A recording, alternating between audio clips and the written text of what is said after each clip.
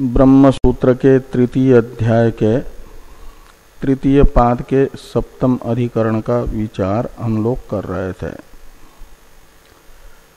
इस अधिकरण में प्रथम सूत्र का विचार हो चुका है। द्वितीय सूत्र के व्याख्यान रूप भाष्य में हम लोग चर्चा कर रहे थे। आध्यान अधिकरण के प्रथम सूत्र में ये बताया गया कि इंद्रियभ्य परा ह्यर्था ह्यर्थेभ्यश्च परम मनः मनसस्तु परा बुद्धिर बुद्धिरात्मा महान परः महत परमव्यक्तम अव्यक्तात् पुरुषः परः पुरुषान्न परम किंचित सा काष्ठा सा परागति। ये जो कठोपनिषद के मंत्र हैं, इनमें पूर्व पक्षी का कथन था पूर्व की अपेक्षा परत्वेन उक्त जो उत्तर अर्थादि पदार्थ हैं, इनमें से प्रत्येक पदार्थ पूर्व की अपेक्षा परत्वेन रूपेण श्रुति के द्वारा प्रतिपादित है। और अनेक वाक्य हैं। सिद्धांत बताया गया सूत्र से बहिर्भूत शब्दों से, उत्सूत्र सिद्धांत बताया गया कि यहाँ पर केवल परत्वेन रूपेण सर्वपरत्वेन रूपेण पुरुष ही श्रुति के द्वारा प्रतिपाद्यत्वेन रूपेण विवक्षित है। अर्थादि सभी पदार्थ परत्वेन रूपेण श्रुति स्वतंत्र रूप से नहीं बता रही है पूर्व की अपेक्षा। ऐसा क्यों तो कहा, अर्थादि का इंद्रियादि की अपेक्षा परत्वेन रूपेण ज्ञान या चिंतन निष्फल है, प्रयोजनाभावात् उसका कोई प्रयोजन नहीं है। अर्थादि को इंद्रियादि की अपेक्षा सूक्ष्म व्यापक तथा अभ्यंतर रूप से जानने से या चिंतन करने से स्वतंत्र कोई फल न तो अनुभव में आता है, दृष्ट है, न तो श्रुत है। और पुरुष ज्ञान का तो फल तन दूरदर्श क्या नाम निचायतम मृत्युमुखात् प्रमुच्यते इत्यादि श्रुति मोक्ष बता रही है। इसलिए पुरुष ज्ञान सफल होने से और अर्थादि का ज्ञान निष्फल होने से यहाँ पर जिसका ज्ञान मोक्ष रूपी प्रयोजन का साक्षात साधन है, वह पुरुष ही सर्वपरत्वेन रूपेण श्रुति के द्वारा प्रतिपादित है। और कहा फिर ये अर्थादि का यहाँ क्यों प्रतिपादन हो रहा है, अर्थादि की चर्चा पूर्व की अपेक्षा परत्वेन श्रुति क्यों कर रही है। तो आध्यानाय, ये जो प्रथम पद है, इससे उस प्रश्न का उत्तर दिया। और जो मंद मध्यम बुद्धि वाले साधक हैं, मुमुक्षु हैं, उन्हें मोक्ष का साधन जो सर्वाभ्यंतर पुरुष है उसका बोध हो जाए, लेकिन पुरुष सूक्ष्मता की पराकाष्ठा है और स्थूल बुद्धि सहसा सूक्ष्मतम पुरुष का आत्मरूप से अनुभव करने में समर्थ नहीं हो पाते। इसलिए सुख जो अनात्म वस्तु हैं, क्षेत्र अंतपाती अर्थादि इंद्रियादि की अपेक्षा सूक्ष्म पूर्व की अपेक्षा सूक्ष्मतर अनात्म वस्तुओं का चिंतन करते करते सर्वांतर जो पुरुष है उसके अभिमुख बुद्धि हो और फिर इन सब को छोड़ करके बुद्धि पुरुष में ही समाहित हो जाए, इसलिए अर्थादि का पूर्व की अपेक्षा परत्वेन रूपेण श्रुति कथन कर रही है। ये आध्यानाय से बताया गया। तो पुरुष ज्ञान सफल है, अर्थादि का ज्ञान निष्फल है, इसलिए पुरुष ही सर्वपरत्वेन रूपेण प्रतिपादित है। यह अर्थ प्रथम सूत्र के द्वारा बताया गया। तो जैसे पुरुष ज्ञान का सफल होना, अर्थादिक ज्ञान का निष्फल होना, ये एक हेतु है। इस मंत्र में सर्वपरत्वेन रूपेण प्रतिपाद्य पुरुष ही है, इस प्रतिज्ञा का साधक हेतु हुआ। जैसे ये ऐसे और भी हेतुओं से यह प्रतिज्ञा सिद्ध होती है सिद्धांति की कि इस मंत्र में सर्वपरत्वेन रूपेण विवक्षित आत्मा ही पुरुष ही है। इसे बताने के लिए द्वितीय सूत्र है। वे अन्य हेतु हैं, आत्म शब्दात और च शब्द से और भी हेतुओं को लेना है। तो आत्म शब्द का प्रयोग भी पुरुष के लिए होने से ये यहाँ पर पुरुष ही विवक्षित हैं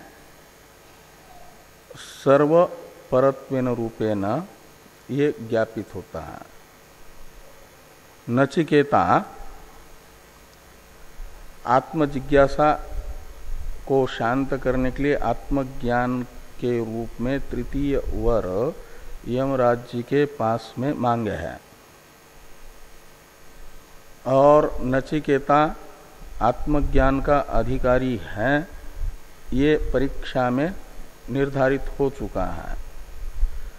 और नचिकेता की आत्म विषयक जिज्ञासा को शांत करने के लिए न जायते म्रियते वा विपश्चित यहाँ से प्रारंभ हुआ है, और वह उपनिषद के समाप्ति तक कई प्रकार से आत्मजिज्ञासु को आत्मज्ञान हो ऐसा प्रतिपादन किया जा रहा है।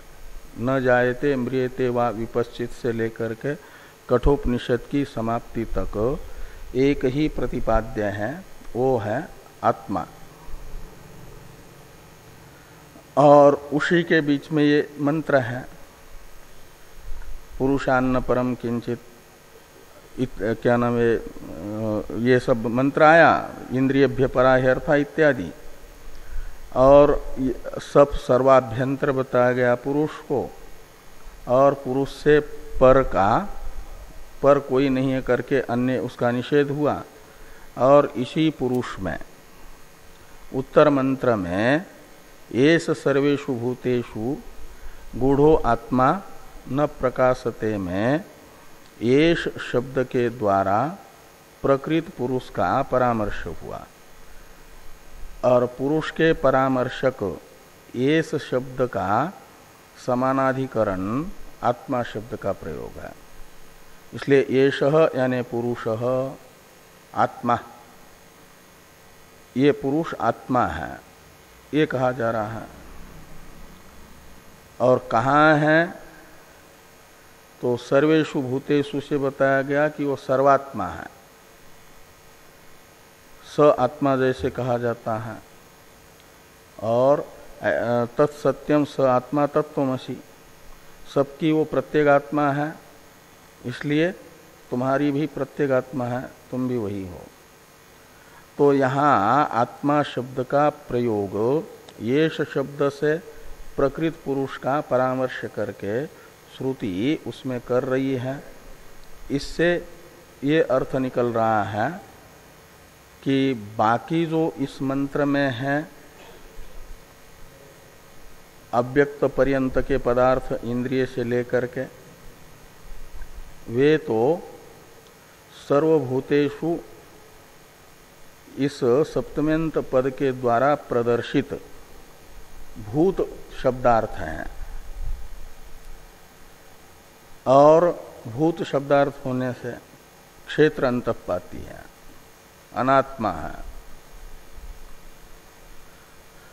तो इंद्रियादि में अनात्मत्व अव्यक्त पर्यंत के पदार्थों में और पुरुष में ही आत्मा शब्द का प्रयोग करके इनमें अनात्मत्व का ज्ञापन,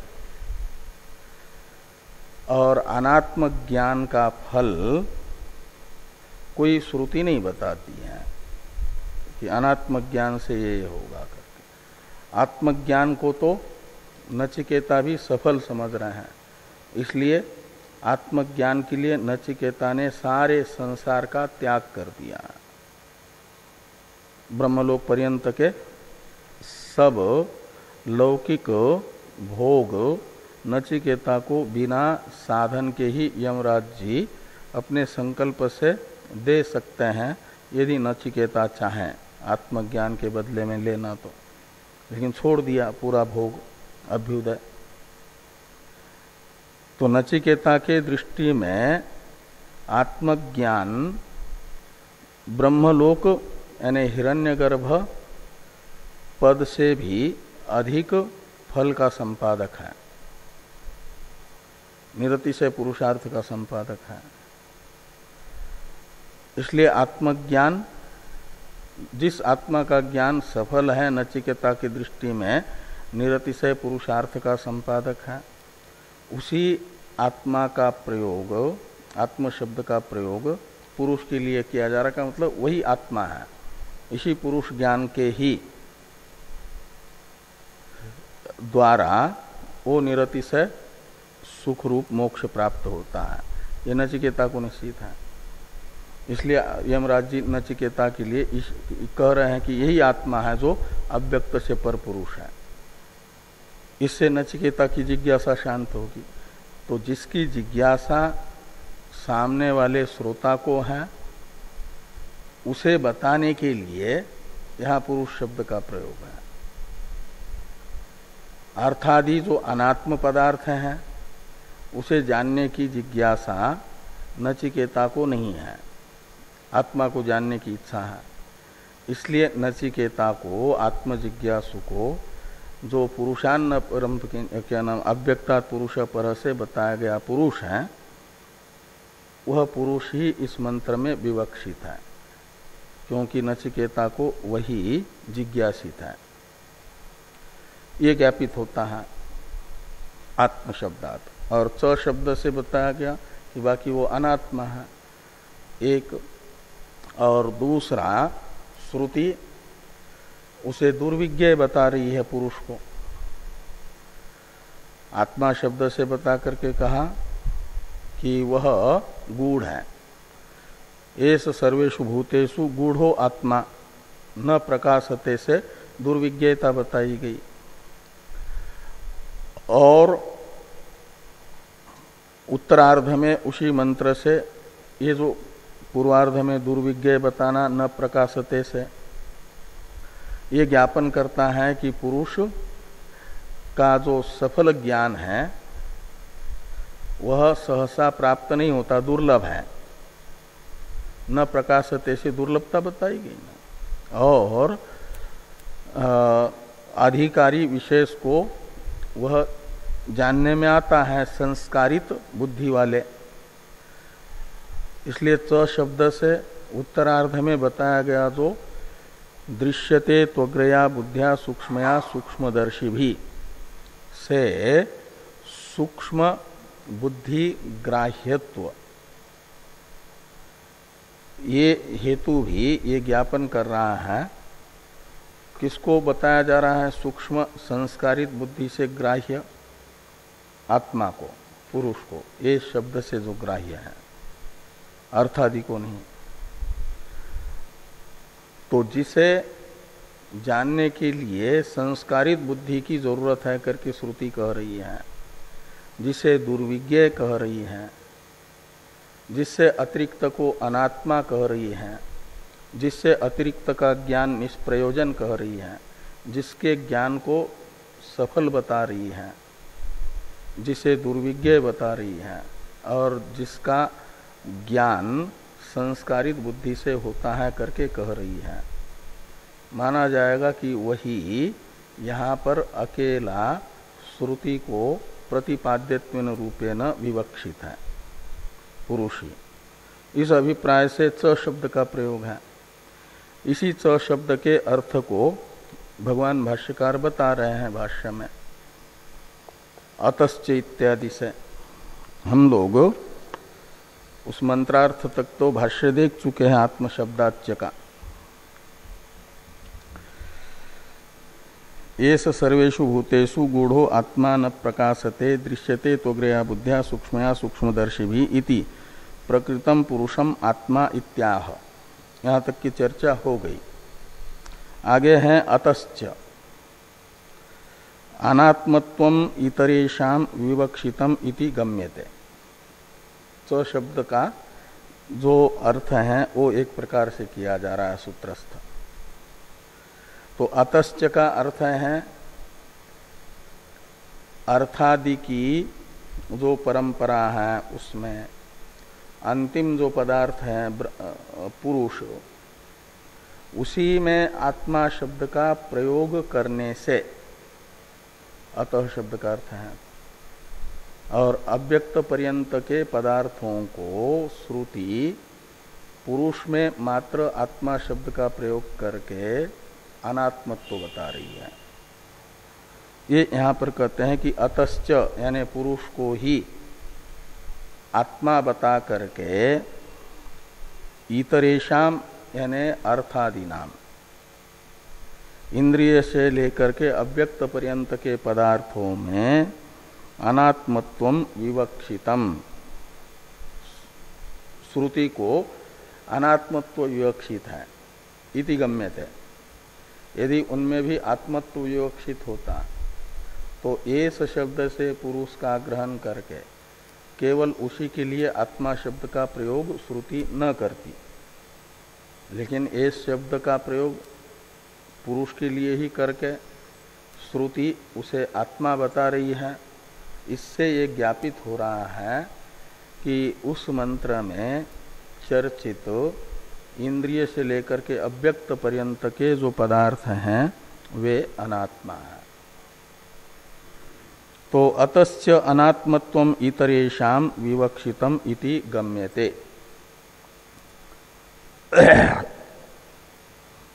एक अर्थ निकला। दूसरा, तस्यैव च दुर्विज्ञानताम संस्कृत मति गम्यतांच दर्शयति। तस्यैव, इसमें तस्य शब्द सर्वनाम पुरुष का परामर्शक है, इसलिए तस्यैव यानी पुरुषस्य एव दुर्विज्ञानताम दर्शयति। ये श्रुति एष सर्वेषु भूतेषु गूढ़ो आत्मा न प्रकाशते, तो न गूढ़ो आत्मा न प्रकाशते, यह श्रुति ये बता रही है, श्रुति का वाक्य से यानी श्रुति ही, कि पुरुष दुर्विज्ञ है। और बिल्कुल ही जानने में नहीं आता ऐसा भी नहीं, अधिकारी के अनुभव में आता है आत्मरूप से।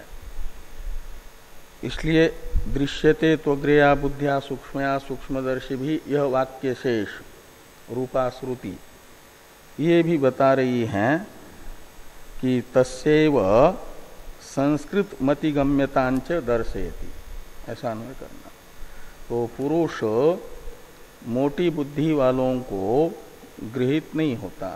मोटी बुद्धि यानी स्थूल बुद्धि है, स्थूल पदार्थों का ही ग्रहण करना जिसका स्वभाव है, ऐसे बुद्धि वाले लोगों को तो सहसा आत्मग्रहण नहीं होता, पुरुष का ज्ञान नहीं होता। लेकिन जो संस्कृत मति वाले हैं, मति यानी बुद्धि, और बुद्धि का संस्कार है स्थूलता, विक्षेप और मल राहित्य। पर शब्द का जो अर्थ है वहां पर, उससे विपरीत अर्थों का ग्रहण करना। पर का अर्थ है सूक्ष्म, तो स्थूल अर्थ का ही ग्रहण करने वाली बुद्धि असंस्कृत बुद्धि, सूक्ष्म अर्थ का ग्रहण करने वाली संस्कृत मति मानी जाएगी। पर शब्द का अर्थ है आभ्यंतर, तो उससे विपरीत हो जाएगा बाह्य अना, तो पराक, तस्मात् परांग पश्यति नान्तरात्मन। तो बाह्य पदार्थ यानी बहिर्मुखा बुद्धि, बहिर्मुख बुद्धि असंस्कृत बुद्धि। संस्कृत मति मानी जाएगी अंतर्मुख मति, अंतर्मुख मन। और पर शब्द का अर्थ है क्या नाम, व्यापक, तो परिच्छिन्न पदार्थ का ग्रहण करने वाली बुद्धि असंस्कृत बुद्धि, और परिच्छिन्नता को छोड़ करके व्यापक जो वस्तु है, देशतः कालतः और वस्तुतः अपरिच्छिन्न वस्तु आत्मा का ग्रहण करना जिसका शील है, वो हो जाएगी संस्कृत मति। यत्र यत्र मनो याति तत्र तत्र समाधर। अध्यस्त वस्तु का छेदन करके, भेदन करके उसके अधिष्ठान तक पहुंचने वाली बुद्धि, क्या मेरा मशीन की तरह, वो है अपरिच्छिन्न अर्थ को ग्रहण करने वाली, व्यापक अर्थ को ग्रहण करने वाली संस्कृत मति। तो ऐसी संस्कृत मति जिनकी है, बाह्य पदार्थों को नहीं, आभ्यंतर पदार्थ को ग्रहण करने वाली, स्थूल पदार्थों को नहीं, सूक्ष्म पदार्थों को ग्रहण करने वाली, परिच्छिन्न पदार्थों को नहीं, अपरिच्छिन्न पदार्थों को ग्रहण करने वाली जो बुद्धि, वो है संस्कृत मति। और ऐसी मति जिनकी है, उनके द्वारा ग्राह्य बताया गया पुरुष को दृश्यते त्वग्रया बुद्धिया सूक्ष्मया सूक्ष्मदर्शी, इस श्रुति के द्वारा। ये च शब्द से सूत्र में जो च शब्द का प्रयोग है ना, उससे बताए गए हेतु है। और उससे भी उत्तरवर्ती जो मंत्र है, ये सर्वेषु भूतेषु, तो 12वां है, और 13वां मंत्र है यच्छेद वांग मनसी प्राज्ञ इत्यादि। तो प्राज्ञ है सूक्ष्मदर्शी, संस्कृत मति, उसे पुरुष का अनुभव करना है, तो क्या करना होगा कि वाक् से उपलक्षित जो बाह्य इंद्रियां हैं, इंद्रियभ्य परा है अर्थात जिसको उसमें इंद्रिय, उनको विषयों से भी आभ्यंतर जो मन है उसमें समाहित करना होगा। इसलिए यच्छेद वांग मनसी प्राज्ञ, प्रमाथी इंद्रिया न हो करके जो पूर्व में रथ रूपक की कल्पना में शिक्षित घोड़े रूप इंद्रिया बताई है, ऐसी इंद्रिया जिस बनानी होगी, तो मन रूपी लगाम के इशारे से चलने वाली, वो तो ऐसा जो रथी होता है वह विष्णु के उस परम पद को पाता है। विष्णु का परम पद ही यहाँ पुरुष है। तो इसके लिए निगृहित इंद्रिया ने दम रूप साधन बताया जा रहा है। और फिर मन का भी निग्रह, लगाम भी सारथी के हाथ में न हो, विवेकी बुद्धि रूप सारथी के, तब भी अनुपयोग है, कोई उपयोग नहीं। इसके लिए उस मन का भी बुद्धि में निग्रह और ज्ञान आत्मा कहा है वहाँ, और वो शांत आत्मा में यानी परमात्मा विषयक वो बुद्धि हो जाए। तो इसे वो संस्कृत मति कैसे बन जाएगी, इसका वो साधन बताया है। इसके लिए एक प्रकार से प्रयास, महान प्रयास का विधान किया जा रहा है, जिसे आध्यान कहा था पहले, आध्यानाय प्रयोजनाभावात्। वो यहाँ पर कह रहे हैं कि तद विज्ञानाय एव यच्छेद्वांग मनसी प्राज्ञ इति आध्यानम विदधाति। तो यच्छेद्वांग मनसी प्राज्ञ इत्यादि श्रुति आध्यान का विधान कर रही है, दम शम पूर्वक आत्मा के अभिमुख बुद्धि को कर रही है, संस्कृत मति का साधन बता रही है। हाँ, विधान करोत्यर्थ विदधाति यानी विधान करती है। तो तद व्याख्यातम, ये हमने पहले अध्याय में ही बता दिया है, चौथे पाद में। आनुमानिकम अपि एकेशाम इत्यत्र, यानी अव्यक्त शब्द का अर्थ शरीर है, ये सब इत्यादि बताते समय वो सब कर दिया है।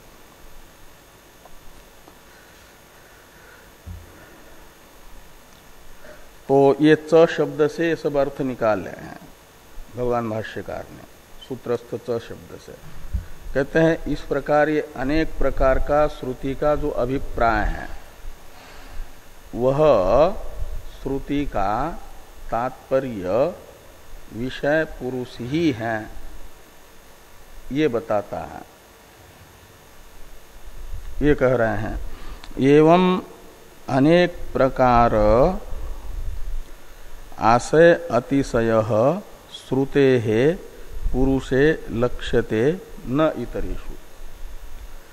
तो आशय कहा जाता है तात्पर्य को, तो आशय अतिशय यानी परम तात्पर्य का विषय श्रुति के पुरुष ही है। श्रुति का परम तात्पर्य पुरुष में ही है, ये लक्षित होता है। न इतरेषु यानी अर्थादिषु न। इसलिए इस मंत्र में परत्वेन रूपेण प्रतिपाद्य पुरुष ही विवक्षित है, अर्थादि नहीं।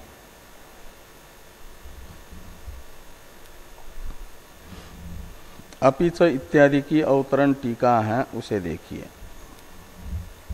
किंच तद विष्णोः परमं पदम पुरुषान्न परम किंचित इति उपक्रमोपसंहारयोः ऐक रूप्यात् क्लिप्त फलवद एक पुरुष परत्वेन एक वाक्यत्व निश्चये सति वाक्यभेद फलभेद कल्पना न युक्ता गौरवात् इति आह अपिच इति।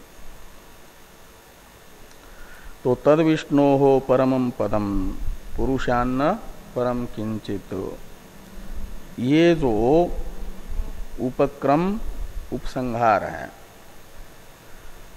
उपक्रम तो हुआ रथ रूपक की कल्पना का जो उपसंहार है, वह ये जो दो मंत्र आ रहे हैं, इंद्रियभ्य परा अर्थार्थेभ्य परम मन से लेकर के पुरुषान्न परम किंचित तक के, इस प्रकरण का उपक्रम है, उसका उपसंहार, इसका उपक्रम। और पुरुषान्न परम किंचित ये है उपसंहार। ये उपक्रम और उपसंहार में जो एक वाक्यता है, ये एक 6 प्रकार के जो ग्रंथ के तात्पर्य निर्णायक लिंग होते हैं, प्रमाण होते हैं, उनमें से एक प्रमाण माना गया उपक्रम उपसंहार की एक वाक्यता। उपक्रम उपसंहारा वभ्यासोपूर्वता फलम अर्थवादोपपत्ति च लिंगम तात्पर्य निर्णये। इस श्लोक में 6 तात्पर्य निर्णायक प्रमाण बताए हैं। उनमें से एक प्रमाण है उपक्रम उपसंहार का एक वाक्यत्व। उपक्रम और उपसंहार का एक वाक्यत्व तब माना जाता है कि उपक्रम में बताया गया जो अर्थ है वही उपसंहार में भी बताया जा रहा हो, तो माना जाता है उपक्रम उपसंहार एक अर्थक है। तो वो एक ग्रंथ का तात्पर्य किस अर्थ में होगा उसका ज्ञापक बन जाता है। उपक्रम में जो अर्थ बताया, उपसंहार में जो अर्थ बताया, वो यदि एक है तो वही अर्थ ग्रंथ का तात्पर्य विषय बन जाता है। तो पुरुषान तद विष्णु हो परमम पदम, इस उपक्रम में जिज्ञासा होती है कि वो तद विष्णु हो परमम पदम जो कह रहे हैं कि अध्वन पारमाप्नोति तद विष्णु परमम पदम, जिस रथी का रथ अच्छा है यानी साधना अनुकूल शरीर है, हाँ वो सब है, और ऐसे रथी का प्राप्तव्य उसे प्राप्त हो जाता है, और वो प्राप्तव्य है विष्णु का परम पद। ये बताया अध्वन पारमाप्नोति तद विष्णु परमम पदम से। तो विष्णु का परम पद यानी परम स्वरूप क्या है, ये जिज्ञासा होती है। तो उसे बताने के लिए कहा कि अव्यक्त से जो पर पुरुष है वही विष्णु का परम पद है। पुरुषान्न परम किंचित सा काष्ठा सा परागति, तो ये पुरुष ही अव्यक्त से जो पर बताया गया वह विष्णु का परम पद है, वही अध्व का पार है यानी मोक्ष है, ब्रह्म भावश्च मोक्ष, वही पुरुष है। तो तद विष्णु परमम पदम शब्दों का जो अर्थ है वही पुरुष शब्द का अर्थ है। इसलिए उपक्रम उपसंहार में एक वाक्य था। तो ये कह रहे हैं कि तद विष्णु परमम पदम पुरुषान्न परम किंचित इति उपक्रमोपसंहारयो एक रूप्यात एक हेतु हुआ। दूसरा हेतु हुआ क्लिप्त फलवद एक पुरुष परत्वेन एक वाक्यत्व निश्चय सती। तो क्लिप्त जो फल यानी निश्चित फल है परम पुरुषार्थ मोक्ष आत्मज्ञान का श्रुति प्रमाण से, निचायतम मृत्यु मुखात प्रमुच्यते इत्यादि श्रुतियां पुरुष ज्ञान का फल आत्मज्ञान का फल मोक्ष बता रही है। इसलिए पुरुष ज्ञान है निश्चित फल वाला। क्लिप्त शब्द का अर्थ है निश्चित, तो निश्चित है फल जिसका ऐसा जो आत्मज्ञान।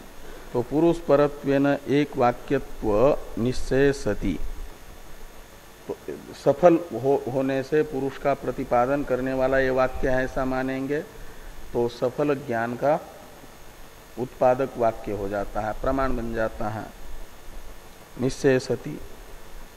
और पूर्व पक्ष के मत में अर्थादि का प्रतिपादक वाक्य है, और एक वाक्य नहीं अनेक वाक्य हैं, और उसका फल भी अनेक प्रकार के फल की विकल्पना है, तो फल कल्प्य है। सिद्धांति का फल निश्चित है, क्लिप्त है, उनके यहाँ कल्प्य है। तो इसलिए कहते हैं कि वाक्य भेद फल भेद कल्पना न युक्ता। तो पूर्व पक्षी जो यहाँ पर अनेक वाक्य तथा प्रत्येक वाक्य का अलग अलग फल वाक्यार्थ ज्ञान का इसकी कल्पना करते हैं, ये उचित नहीं है। क्यों कहते गौरवात, वेदांत मत में कोई गौरव नहीं है। एक वाक्य है, एक फल है, गौरव नहीं है। इस अभिप्राय से इस अधिकरण का उपसंहार करते हुए भगवान भाष्यकार ये कह रहे हैं कि अपि च सो अध्वन पारमाप्नोति तद विष्णोः परमं पदम इति उक्ते। पूर्व में ये कहा गया कि वह सारथी अध्व का पार शब्दित विष्णु के परम पद को प्राप्त करता है। तो आकांक्षा होती है कि किम तद अध्वनः पारम विष्णोः परमं पदम, उस रथी को प्राप्त होने वाला अध्व का पार विष्णु का परम पद जिसे बताया जा रहा है वह पदार्थ क्या है, ये जो जिज्ञासा होती है इसे शांत करने के लिए कहते हैं इति अस्याम आकांक्षायाम इंद्रियादि अनुक्रमणात्, इंद्रियादि का अनुक्रमण करके ये बताया गया कि रथ रूपक की कल्पना में जितने भी रथादि पदार्थ हैं रथी को छोड़ करके उनके साथ जब तक इसका संबंध है तब तक तो वह मार्गी है, मार्गम ही है, और रथादि का संबंध छोड़ गए तो वो गंतव्य पर पहुंच गया, वो विष्णु का परम पद है। वो अव्यक्तात् पुरुषः परः, अव्यक्त पर्यंत के वो सब अव्यक्त शरीर हैं, रथ रूपक की कल्पना में वहां पहले बताया है।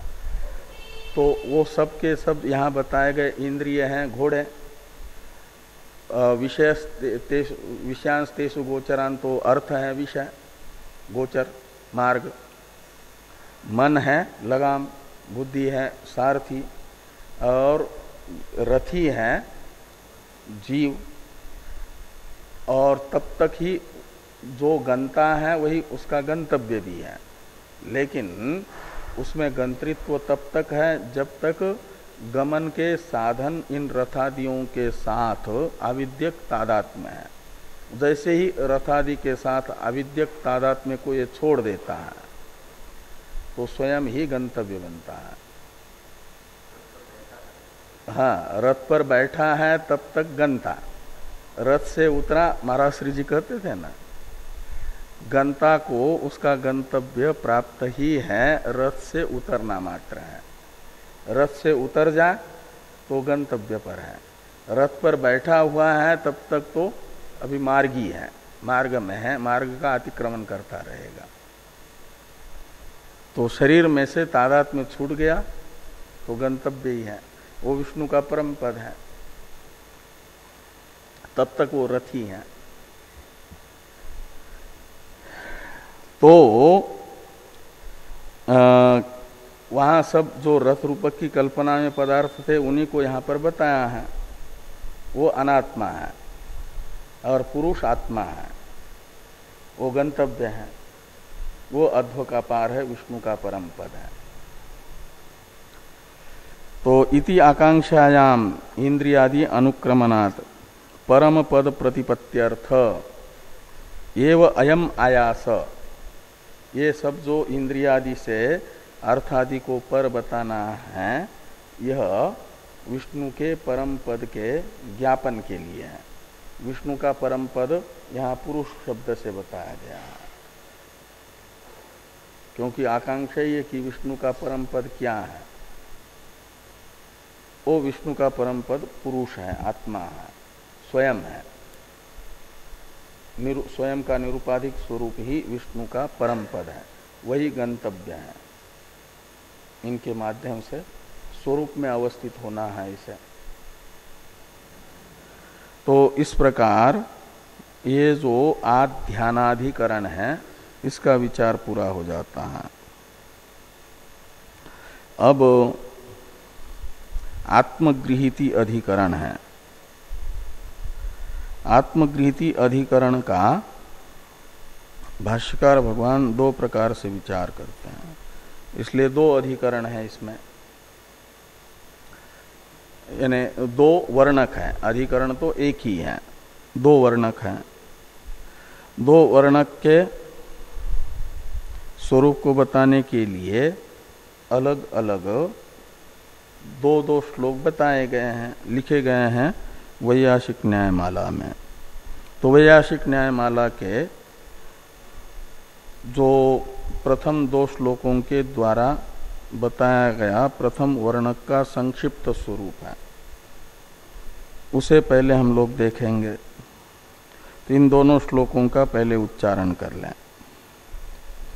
आत्मा वा इदमित्यत्र विराट स्याद् अथवेश्वरः भूता सृष्टेर्नेश्वरः स्यात् गवाद्यानयनाद् विराट भूतोपसंहृतेरीशः स्यादद्वैतावधारणात् अर्थवादो गवाद्युक्तिर् ब्रह्मात्मत्वं विवक्षितम्।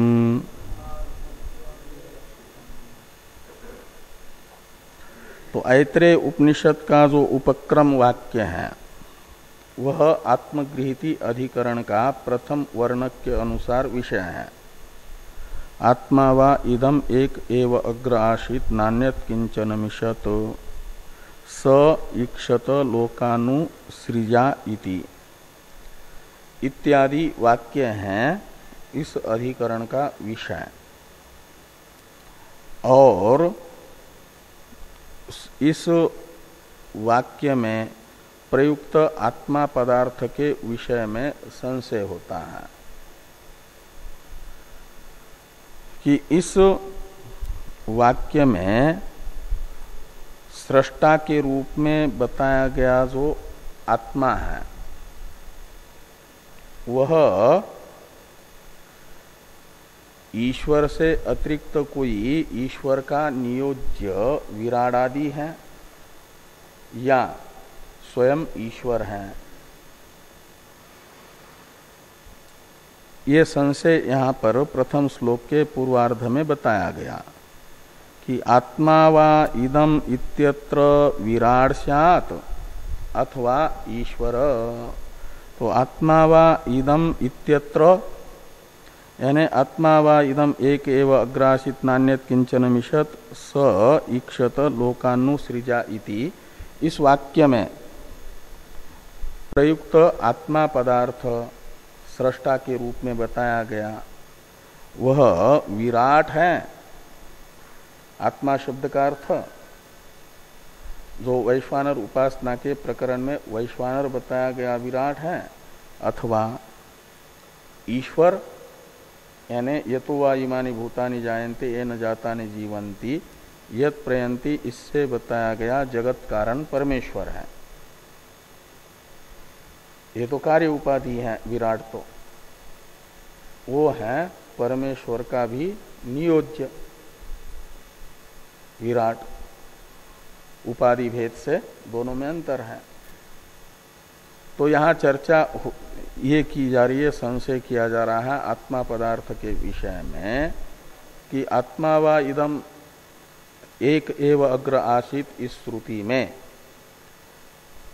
ऐत्रेय उपनिषद के प्रारंभ में आत्मा शब्द से हम विराट को समझे अथवा यानी समष्टि कार्य उपाधि चैतन्य को समझे या मात्र कारण उपाधि शुद्ध सत्व प्रधान प्रकृति की अवस्था माया शब्दित उपाधि वाला परमेश्वर समझे जो सृष्टा है। तो पूर्व पक्षी अपना निर्धारण बताते इस प्रकार का संशय होने पर।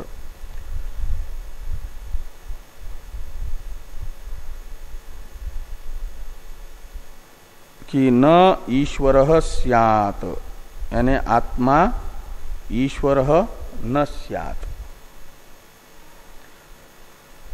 आत्मा शब्दार्थ ईश्वर नहीं है तो क्या है फिर?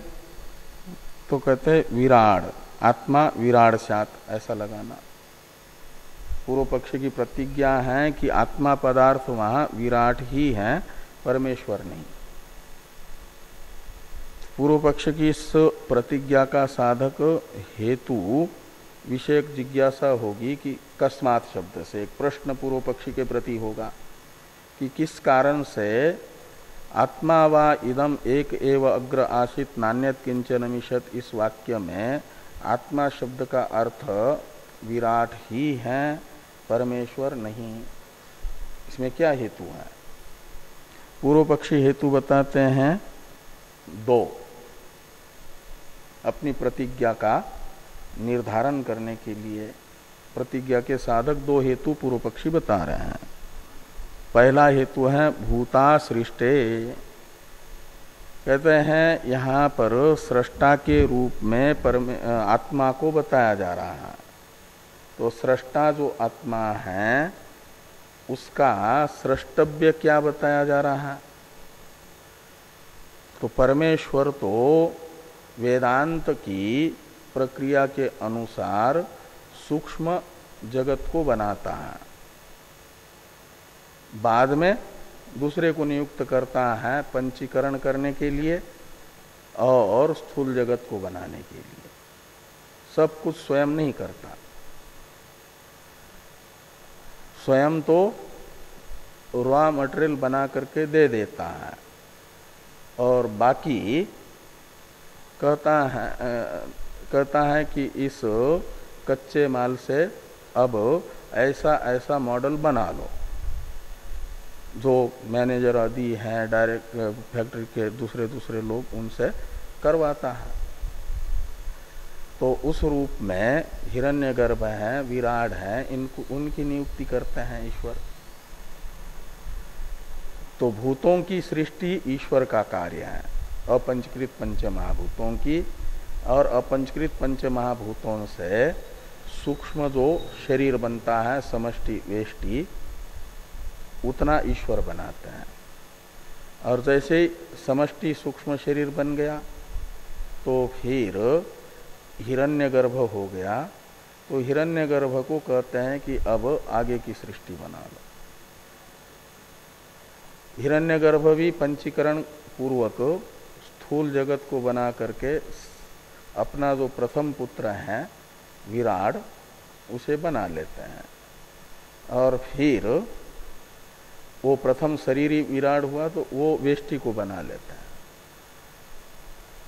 ये तो वेदांत की प्रक्रिया है, और उसी प्रक्रिया के अनुसार पूर्व पक्षी यहाँ पर अपनी बात रख रहे हैं कि ऐत्रेय उपनिषद के प्रारंभ में सृष्टा के रूप में आत्मा को बताया गया और ये कहा गया कि स इक्षत, उसने ईक्षण किया कि लोकानुसृजाइति, मैं लोकों की सृष्टि करूं। और ये ईक्षण करके फिर लोकों को बनाया। वो मरीचि आदि लोक हैं, अंब मरीचि आदि। तो ये जो मरीचि आदि लोक हैं, इन लोकों की मात्र सृष्टि यहाँ पर बताई गई। ये स्थूल सृष्टि है, लोक सृष्टि। ईश्वर की सृष्टि तो होती है सूक्ष्म सृष्टि, सूक्ष्म भूतों की सृष्टि। और यहाँ भूतों की उत्पत्ति तो बताई ही नहीं, इसलिए कह रहे हैं कि भूता सृष्टेर ईश्वर भूता असृष्ट। तो भूतों की सृष्टि का वर्णन न होने से, सीधे लोकों की सृष्टि का वर्णन होने से, यहाँ पर लोक सृष्टा आत्मा पदार्थ होना चाहिए। लोक सृष्टा तो विराट है, इसलिए विराट को ही माना जाए। एक हेतु हुआ।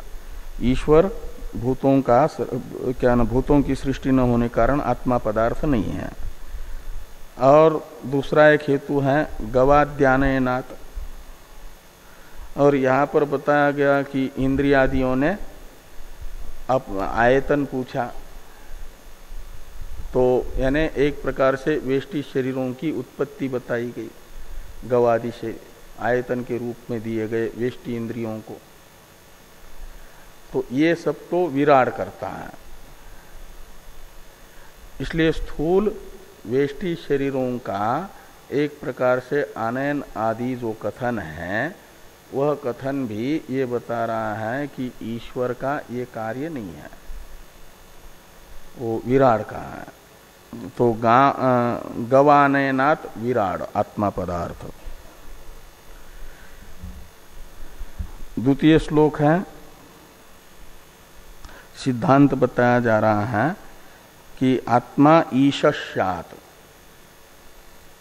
जो पूर्वार्ध में द्वितीय पद है ना, ईशः स्यात्, ये सिद्धांत की प्रतिज्ञा है। आत्मा पद को ले आइए पूर्व से, आत्मा ईशस्यात् कहा, वहां आत्मा पदार्थ ईश्वर ही क्यों होगा? तो हेतु बताया अद्वैत अवधारणात्। ये कहते हैं कि नान्यत किंचनमिषत इदम आत्मा वा इदम एक एव अग्र आसीत। तो उत्पत्ति से पहले अद्वितीय आत्मा था, ये जो बताया जा रहा है। तो अद्वैत वह शब्द अवधारणार्थक है और वो अकेले ईश्वर को बता रहा है, आत्मा वा इदम एक एव अग्र आसीत। तो इससे जो है अद्वैत अवधारण से ज्ञापित होता है कि आत्मा पदार्थ परमेश्वर है। तो पूर्व पक्षी कहते हैं फिर यदि परमेश्वर है तो परमेश्वर की सृष्टि तो भूतों की सृष्टि है, अरे यहाँ भूत सृष्टि का वर्णन तो नहीं है। तो कहा अन्य शाखा में कही गई जो भूत सृष्टि है उसका यहाँ उपसंहार कर लो। तैत्रीय उपनिषद में आकाश आदि भूतों की सृष्टि परमेश्वर के कार्य के रूप में बताई गई है। तस्माद् वायु तस्माद् आत्मना आकाश संभूत करके उन आकाश आदि भूतों का यहाँ पर भी उपसंहार करना। तो भूत उपसंहृते कि भूतों का यहाँ स्रष्टव्य के रूप में उपसंहार होने से आत्मा पदार्थ ईश्वर ही है।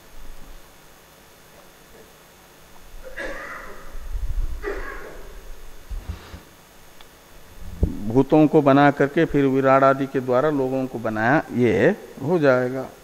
तो कहा फिर ये गवादि आनयन ये ईश्वर तो नहीं करता, तो वो सब अर्थवाद है। तो गवादि उक्तिर अर्थवाद, अरे अर्थवाद भी भूतार्थवाद मानेंगे तो वो ईश्वर ने भूतों को बना करके फिर हिरण्यगर्भ तथा विराट द्वारा गवादि आनयन कर लिया और वेष्टि इंद्रियों को उनका अपना अपना आयतन प्रदान कर दिया, ये अर्थ है। वहाँ भूतार्थवाद का भी अर्थ है कि हिरण्यगर्भ तथा विराट द्वारा वेष्टि स्थूल शरीरों का निर्माण ईश्वर ने किया। हाँ हाँ हाँ, यहाँ भूतार्थवाद है, भूतार्थवाद।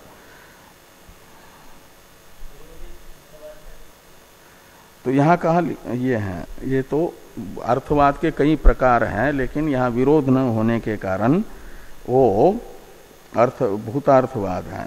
और ये अर्थ निकलेगा कि ईश्वर ने अपने प्रतिनिधि जो हिरण्यगर्भ तथा विराट है इनके द्वारा स्थूल शरीरों का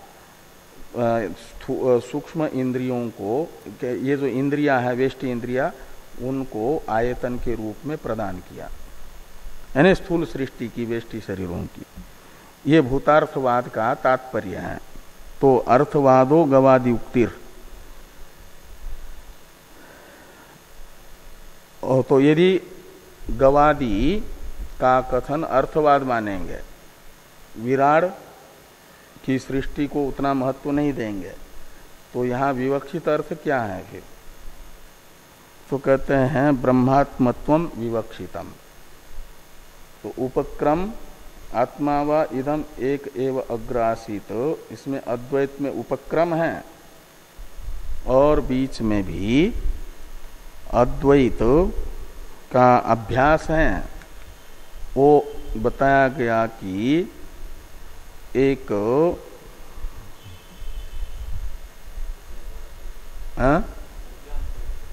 प्रज्ञानम ब्रह्म उपसंहार है और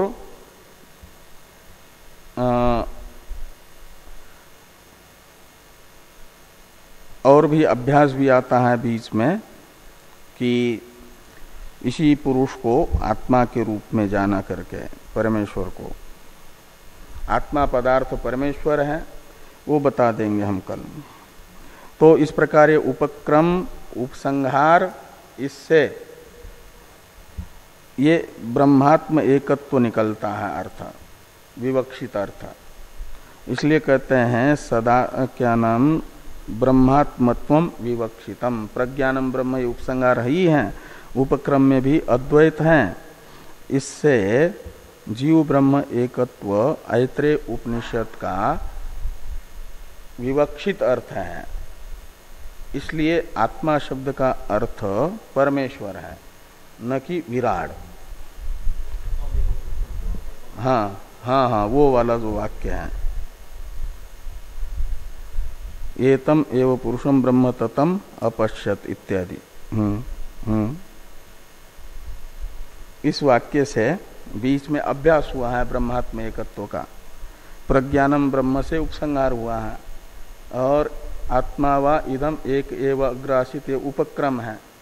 उपक्रम, उपसंहार तथा बीच में अभ्यास, ब्रह्मात्म एकत्व में होने के कारण ब्रह्मात्म एकत्व ऐत्रेय उपनिषद का विवक्षित अर्थ है।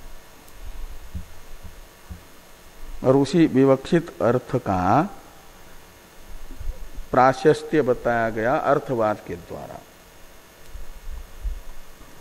ओम पूर्णमदः पूर्णमिदं पूर्णात् पूर्णमुदच्यते